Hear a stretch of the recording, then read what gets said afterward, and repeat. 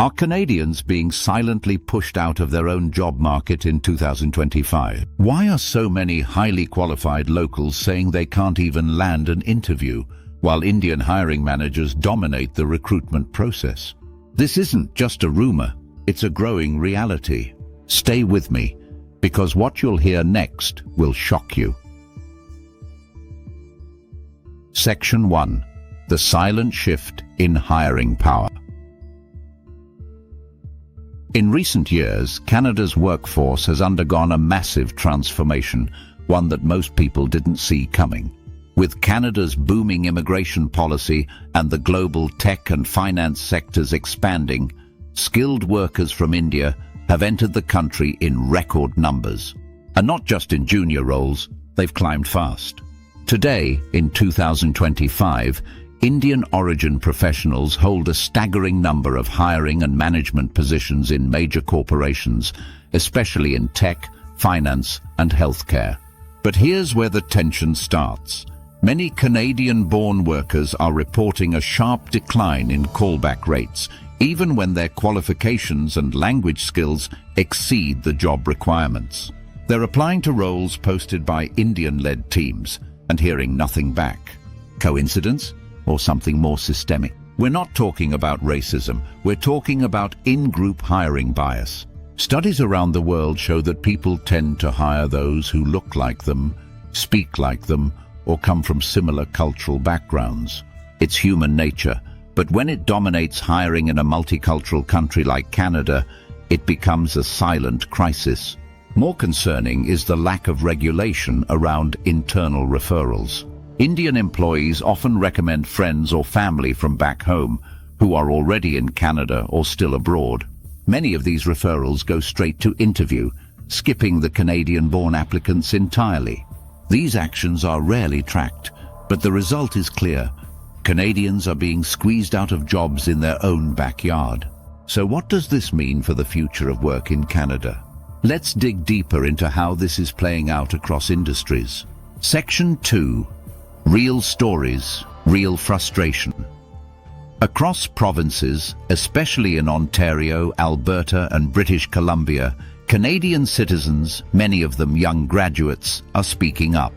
On Reddit, YouTube, LinkedIn, and job forums, they're sharing their stories. Highly educated individuals with clean resumes, fluent English, and years of experience are being ghosted. Not once, not twice, but dozens of times. One user shared that they applied to over 80 jobs in their field and got 0 callbacks until they removed their Canadian-sounding name and used a pseudonym that sounded South Asian. Within days, 3 interviews. This isn't an isolated incident, it's becoming a pattern. Many HR departments deny bias, but when hiring teams are homogeneous, it's hard to ignore. Another shocking detail. Companies outsourcing the screening process to third-party firms, often owned or operated by individuals from a single community. These firms pre-filter applicants before they ever reach the Canadian-based manager's desk. In effect, many Canadians aren't just being rejected, they're not even being seen. Frustrated, some Canadians have started creating anonymous surveys and databases to track these patterns.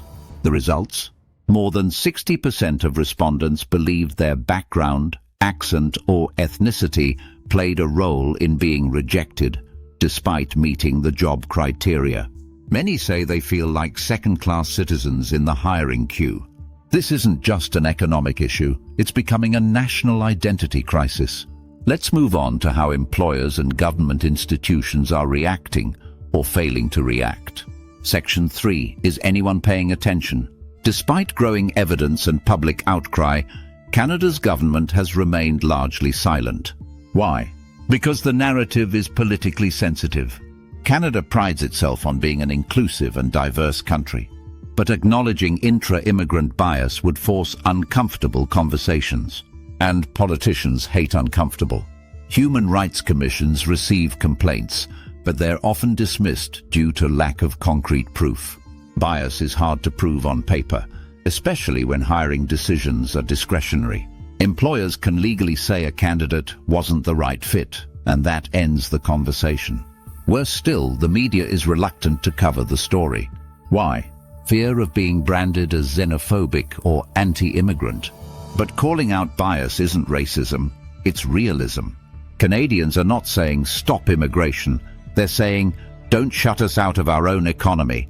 Only a few brave voices in alternative media and independent YouTube channels are exposing this issue. But they face backlash too. The truth is, Canadians are scared to speak up. Some fear being blacklisted from even more jobs. Others worry about being cancelled. And while the silence continues, more and more positions go to internal referrals, familiar names, and culturally close candidates, while qualified Canadians wait in the dark. Section 4. The economic cost of ignoring locals. Let's be clear, this isn't about blaming a nationality. Indians bring talent, hard work, and innovation. But when any group becomes overrepresented in power structures, unchecked favoritism can spread like wildfire. It's already happened in Silicon Valley, and now Canada is following the same path. The long-term consequences are serious. When locals feel excluded, they disengage. They stop applying. They stop trusting the system. That leads to brain drain, where bright Canadian minds move elsewhere, like Europe or even back to the US, just to feel seen. That hurts Canada's future competitiveness. It also fuels resentment. Economic inequality leads to social unrest. If people believe they're being locked out because of invisible gatekeeping, it can deepen ethnic tensions. That's dangerous in a country built on multiculturalism, and companies that ignore diversity of thought lose out too. A homogeneous workforce might feel comfortable, but it lacks innovation. True progress comes from a mix of voices, not an echo chamber. Canadian companies must wake up before the damage becomes irreversible. So what can be done? Let's talk solutions. Section 5. What needs to change before it's too late? It's time for a national conversation. Not about shutting doors, but about opening them fairly. The Canadian government must enforce transparency in hiring, especially for public companies. Anonymous job applications, balanced hiring panels, referral tracking. These are not radical ideas. They are overdue. Canadian-born professionals must also upskill, network, and diversify their strategies. But that can't happen if the system stays rigged. We need Canadian-friendly hiring policies, not anti-immigrant, but pro-equal access. Affirmative inclusion, not exclusion. Employers must be trained to recognize bias, even the unconscious kind. HR teams should reflect the diversity of the population, not just one group. Internal audits of hiring outcomes must be required in large companies. Data doesn't lie, and data will hold people accountable. And finally, Canadians must speak up. Share your stories. Push for media coverage. Demand fair treatment.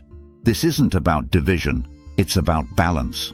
Because if this trend continues, Canada's job market may no longer belong to the people who built the country. If this video opened your eyes, don't stay silent. Like, comment, and share your experience below, especially if you're Canadian and struggling to find work in 2025. We need your voice, and make sure to subscribe for more uncensored truths about Canada's changing future. See you in the next one.